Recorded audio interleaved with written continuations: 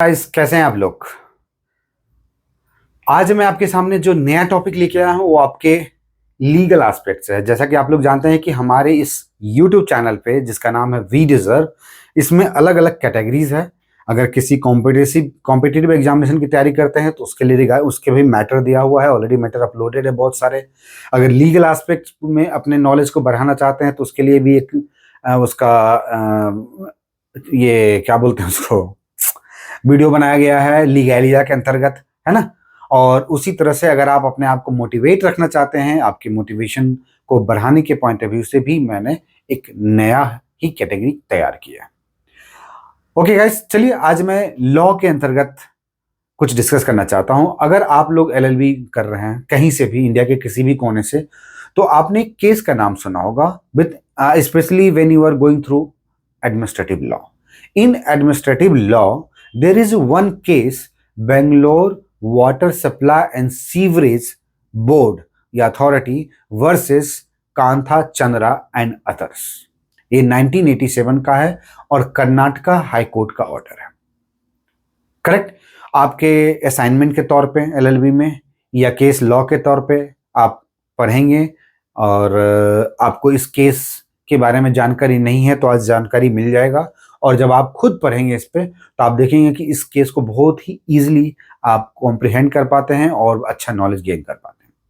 चलिए, इस केस में होता क्या है मैं एक ब्रीफ आइडिया देता हूं। बेसिकली कर्नाटका के बेंगलोर के पास एक अकरावती रिवर है। उस रिवर के दोनों ही किनारे पे बैंक दोनों साइड में, मतलब उस रिवर के कैचमेंट एरिया में एग्रीकल्चर लैंड था। करेक्ट। आपको पता ही है कि एग्रीकल्चर लैंड को नॉन एग्रीकल्चर लैंड में कन्वर्ट किया जाता है ताकि अर्बन प्लानिंग डेवलपमेंट हो सके। उसी दरमियान, मतलब 1987 का हाई कोर्ट का केस है, तो उसके पहले what happened that some application reach to the concern authority to seek permission to convert their agriculture land to non agriculture land, so that कि एक प्रॉपर अर्बन प्लानिंग और टाउन प्लानिंग किया जाए। तो बेसिकली टाउन प्लानिंग के purpose से बहुत सारे एप्लीकेशन वहां आया और जो concern authority, deputy commissioner and others जो थे, उन्होंने काफी एप्लीकेशन को एक्सेप्ट किया, परमिशन ग्रांट किया, कुछ एप्लीकेशन को रिजेक्ट किया और कुछ एप्लीकेशन को उन्होंने ऐसे ही रहने दिया, मतलब उसका कोई रिप्लाई नहीं। अब आते हैं उस एक्ट के अंतर्गत जिसमें एप्लीकेशन डाला गया था, उसमें ये प्रोविजन था that if any such application comes to the concerned authority, then that authority should have passed should pass the order of acceptance or granting permission or rejection within 4 months, otherwise it will be deemed to be granted. Point note कीजिएगा। उस application section 95 में ये सारे provisions हैं कि agriculture land को non agriculture land में convert करना है तो क्या प्रोसीजर होगा, तो एप्लीकेशन आएगा और क्या क्या है। उसी सेक्शन 95 में ये क्लियर कट कहा गया कि 4th मंथ, मतलब 4 मंथ, 4 महीने का एक टाइम बाइंग पीरियड दिया गया है डिप्टी कमिश्नर ऑफ रेवेन्यू को कि आप इस एप्लीकेशन को या whatsoever application comes to you, either you will grant permission और यू विल रिजेक्ट इट, और after 4 month it will be assume कि ये ग्रांटेड है, means it will be deemed to be granted. So यहां दो category आ रहा है, grant specially by the order and दूसरा डीम टू बी ग्रांटेड। ध्यान रखिएगा, by an order of the deputy commissioner और कंसर्न अथॉरिटी, राइट, और दूसरा डीम टू बी ग्रांटेड। एकदम मैं स्पेसिफाई कर रहा हूं जो कि आने वाले इस केस में आपको समझ में आएगा इशू क्या था। करेक्ट। तो इस तरह से एप्लीकेशन, बहुत सारे एप्लीकेशन है। अब उस एप्लीकेशन के बाद रिजेक्शन, एप्लीकेशन, सब कुछ हो गया। टाउन प्लानिंग का प्रोग्राम तो चल ही रहा था कि एक proper urban planning, town planning, large big chunk, मतलब बताया जा रहा है कि लगभग 400 एकड़ में वो डेवलप किए करने की बात थी, है ना। तो नेचुरली वहां पे बहुत सारे लैंड को एग्रीकल्चर से नॉन एग्रीकल्चर बनाने के बाद नाला बनेगा, बिल्डिंग बनेगा, कंक्रीटाइज्ड होगा। करेक्ट। उसके बाद वहां पे नल लगेंगे, टैंक बिठाया जाएगा, पानी रिसोर्सेज को शक किया जाएगा, पंपिंग सेट जो होता है पानी को शक करने के लिए, वो सारे चीज को इंस्टॉल किया जाएगा। अब पानी का सोर्स क्या होगा, वही अकरावती रिवर। ठीक है। साथ में एक चीज और ध्यान में रखिएगा कि उस रिवर के आसपास भी और भी कुछ कुछ रिजर्वॉयर थे। वो जो रिजर्वॉयर था वो अलग अलग पर्पज से अलग अलग एरिया के लिए था। उसी में एक रिजर्वॉयर था टीजी हल्ली, थिप्पा गोंडन हल्ली वाटर रिजर्वॉयर। थिप्पा गोंडन हल्ली वाटर रिजर्वॉयर जो कि बेंगलोर के आसपास अकरावती रिवर के पास ही 4 गांव के बीच में कहीं था, है। Total 4 village were involve in that, तो मतलब 4 विलेज एरिया। चलिए, अब वो जो टीजी हल्ली रिजर्वायर है, मेन पॉइंट तो यही है कि that reservoir is specially for the citizen और resident, not citizen, for the resident of Bangalore metropolitan region और एरिया। मीन्स कि that reservoir is the main source of water supply to Bangalore metropolitan area. Correct. तो natural है कि जब urban development होगा, कंक्रीटाइजेशन होगा, तो वहां पे सीवरेज भी आएंगे, ड्रेनेज भी होंगे, तो सब कहाँ जाएगा? या तो रिवर में जाएगा। उन लोगों को जो पानी की जरूरत होगी कहाँ से आएगा? उसी रिवर से आएगा जो नया डेवलपमेंट हो रहा है। तो नेचुरल है कि रिवर का वाटर भी रिड्यूस होगा, डिप्लीट होगा, और रिजर्वायर का वाटर भी डिप्लीट होगा। साथ में चूंकि अर्बन प्लानिंग हो रहा है तो बहुत सारे गंदगीज, ड्रेनेज, सीवरेज सब डेवलप होंगे और प्रोड्यूस होंगे। ऐसे में न केवल रिवर बल्कि वो रिजर्वायर भी पोल्यूट होगा। और इफेक्ट किसे करेगा? फाइनली वो टीजी हल्ली रिजर्वायर अगर रिड्यूस होता है, डिप्लीट होता है, उसका वाटर कम होता है या पोल्यूट होता है, then resident of Bangalore will be affected, isn't it? अब इससे कंसर्न अथॉरिटी कौन होगा भाई? तो water supply, Bangalore water supply authority board जो है, Bangalore water supply and sewerage authority जो कि बोर्ड है, board file different appeal before the revenue officers authorities.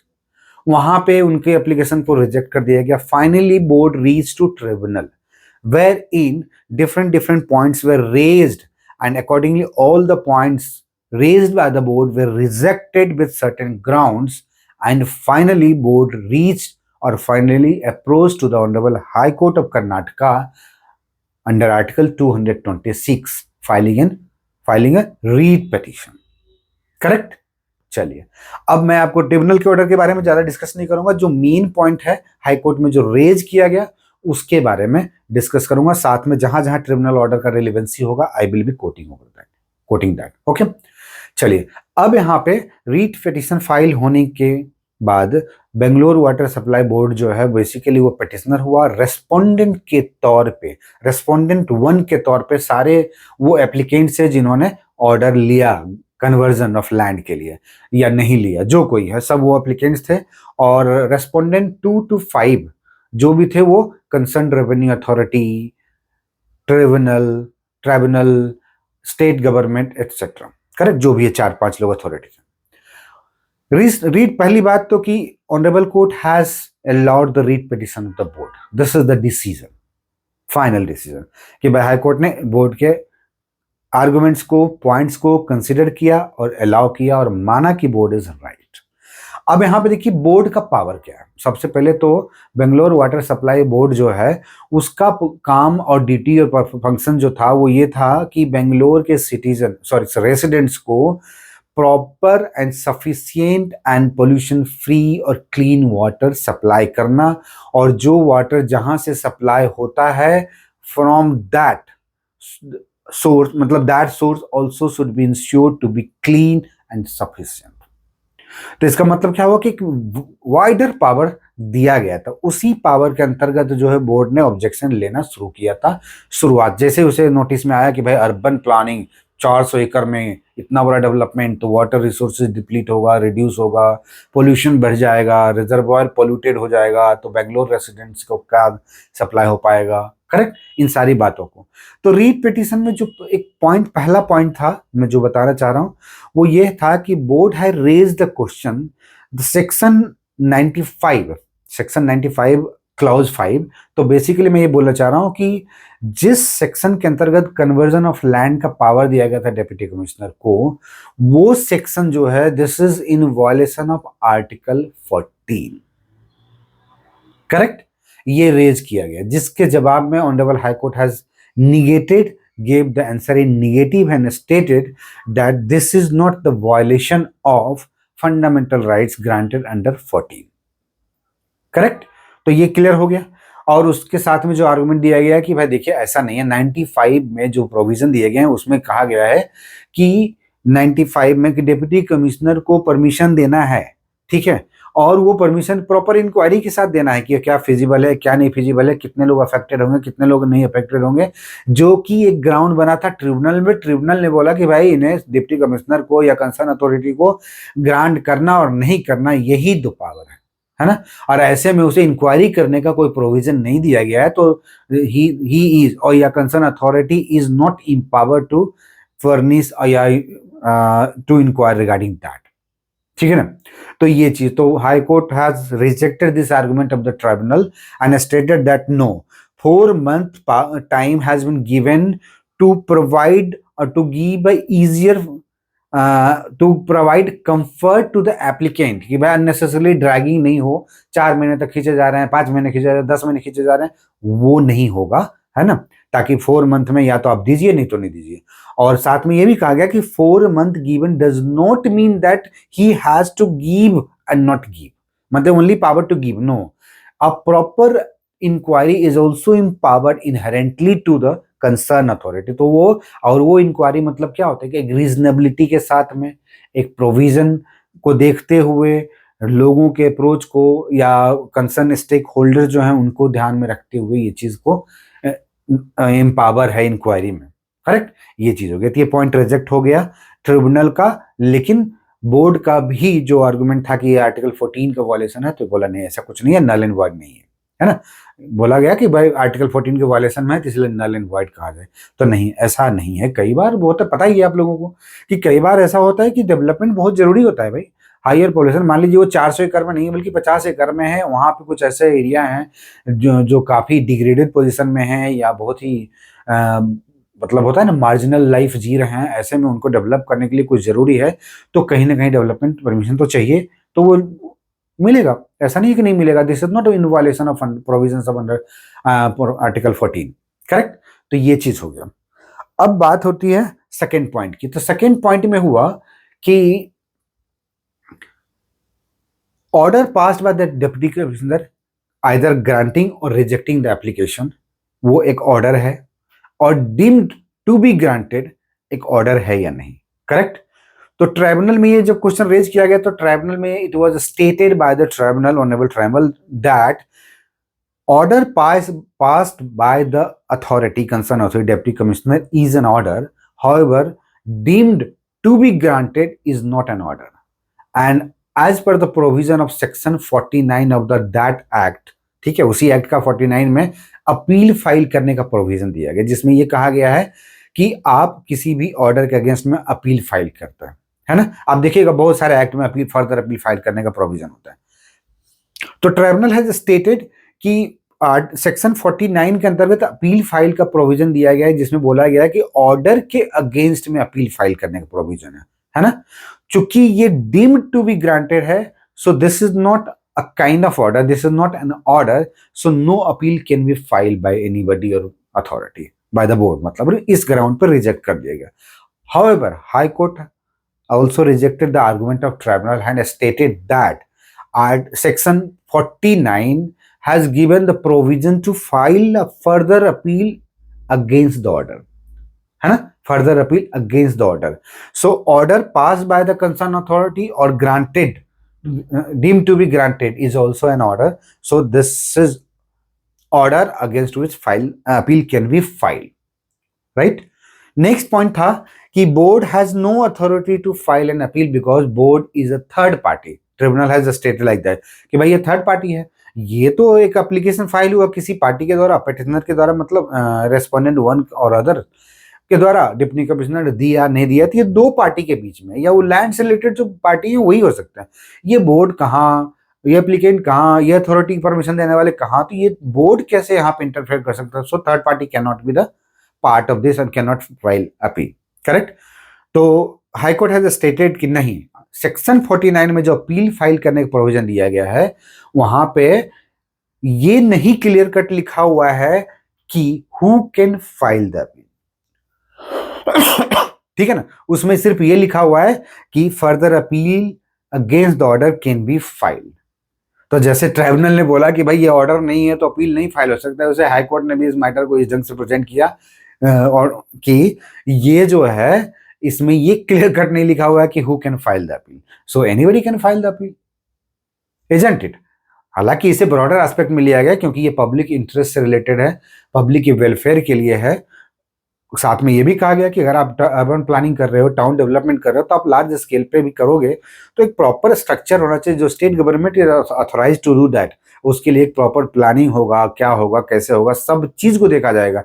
कैसे पोल्यूशन को मॉडर्न तरीके से रोका जा सके, कैसे वाटर रिसोर्सेज को इकोनोमाइज किया जाए, मतलब इकोनॉमिकली यूज किया जाए, ये तो अलग चीज है, तो ये भी बोला गया है ऑर्डर में, ठीक है ना। तो ये चीज हो गया। नेक्स्ट पॉइंट ये है कि whether the board is aggrieved or not, मतलब it is a third party, so whether this is an aggrieved party or not, तो ट्राइब्यूनल हैज ऑलरेडी स्टेटेड भाई तुम तो थर्ड पार्टी हो यार, तुम क्यों पार्टिसिपेट करोगे, तुम्हारा क्या लेना देना है, तुम बेंगलोर वाटर सप्लाई देखो ना, यहाँ तो एप्लीकेशन लिया, दिया, रिजेक्ट हुआ, यही सारा चीज चल रहा है। तो honourable high court has stated नहीं, बोर्ड हैज बीन इम्पावर्ड, जो मैं आपको पहले बताया कि वो उनका काम है कि पानी वाटर का सप्लाई प्रॉपर हो, सफिशिएंट हो, क्लीन हो, है ना, हेल्दी हो, और इसके लिए वो रिजर्वायर को, रिसोर्सेज को भी प्रोटेक्ट करेंगे, इंश्योर करेंगे। और उस प्रोटेक्शन एंड इंश्योरेंस के दरमियान अगर ये चीज जरूरत पड़ती है जिसकी डायरेक्टली कनेक्टेड है कि भाई हाँ भाई अर्बन डेवलपमेंट होगा तो वाटर शॉर्टेज होगा, डिप्लीशन होगा, पोल्यूशन भी होगा, है ना, तो ऐसे में ही इज, मतलब board is also an agreed party specially for doing the legal duty for the protection of the resident of the Bangalore metropolitan area, correct, ये हो गया। तो मतलब कि board is also an agreed party. Next है कि whether the board, मतलब Bangalore water supply board, water supply has locus standi to the writ petition, मतलब अब वो रीट पिटिशन फाइल कर सकता है कि नहीं। तो ये तो अभी तक क्लियर हो गया कि जब वो थर्ड पार्टी रहा ही नहीं, एग्रीव्ड पार्टी भी माना गया है, तो रीट पिटिशन तो फाइल कर ही सकता है। तो गोड honourable high court has already given answer in affirmative. Basically अगर आप देखेंगे इन सारे पॉइंट्स पे जो मेन चीज डिस्कशन का है आपके एडमिनिस्ट्रेटिव लॉ में, वो है कि किस तरह के एडमिनिस्ट्रेटिव डिसीजन से किस तरह के लोग अफेक्ट हो सकते हैं। मींस कि administrative power is a dynamic power, not a static. So basically it should be dynamic, it is dynamic, so law should also be dynamic to regulate and to cope up with the running and moving situations. तो यहां पे हुआ कि भाई ये नहीं सोचिए कि आपको पावर दिया गया है तो यस और नो कहने का, नहीं नहीं नहीं, यस और नो कहने में भी आपका पावर है कि you should be reasonable, you should be just and reason, है ना। कोजेंट स्पीक जो होता है ना, या कोजेंट स्पीच या कोजेंट वर्ड, इस तरह का आपको रीजनेबल एंड जस्ट होना पड़ेगा, क्योंकि ये इन्वायरमेंट। अब एग्जाम्पल के तौर पे मान लीजिए कोई डैम बन रहा है या कहीं भी किसी भी सिटी में किसी, तो आप देखिएगा कि इन्वायरमेंटल डिपार्टमेंट से भी परमिशन लिया है। क्यों? क्योंकि they have locus standing power to writ filing, है ना। तो दे हैव, मतलब they are stake holder, so all aggrieved या stake holder can file the writ petition. तो ये था Bangalore water supply versus and sewerage authority versus Kantha Chandra of 1987 honourable high court, Karnataka high court का judgement decision, जो कि आपके administrative law में काफी हेल्पफुल होगा। और ऐसे भी आपको समझने के लिए कि भाई एडमिनिस्ट्रेटिव लॉ में या एडमिनिस्ट्रेटिव पावर कहाँ रेस्ट्रिक्ट होता है, कहाँ लिमिट होता है, कहाँ वाइडर है। आप देख लीजिए कि that authority which is giving the which has power to grant for conversion of agriculture land to non agriculture land में उन्हें लिमिट कर दिया गया। लिमिट कर दिया मतलब 4 महीने के अंदर आपको इंक्वायरी करके हाँ या ना में दे सकते हो, है ना, वो या उस एक्ट के अंतर्गत है। लेकिन अब आप देखिए कि बेंगलोर वाटर सप्लाई अथॉरिटी जो है बोर्ड है, उनका पावर था सप्लाई करने का, इंश्योर करने का, लेकिन उसे कैसे वाइडर कर दिया गया पब्लिक इंटरेस्ट के पॉइंट ऑफ व्यू से, है ना। तो ये तो सब एडमिनिस्ट्रेटिव लॉ है, but sometimes this is restriction, sometimes it is broader aspect, है ना, वेयर पावर इज इंक्रीज्ड और एक्सपैंडेड और where sometimes power is restricted. So guys I hope अगर आप लोगों को ये अच्छा लगा होगा वीडियो, कुछ क्लैरिटी आया होगा, तो मैं आशा करता हूं कि आपको न केवल लाइक करना है बल्कि सब्सक्राइब करना है, अपने दोस्तों के साथ में शेयर भी करना है। ओके गाइस, और आने वाले वीडियो में फिर से मैं कुछ नया टॉपिक लेके आऊंगा, या तो लॉ से रिलेटेड या मोटिवेशनल, कुछ न कुछ तो है। सबका कैटेगरी मैंने बांट के रखा है कि आदमी को ऑलवेज मूव ऑन करते रहना चाहिए, keep moving on. This is the best way to live your life lively. Thank you.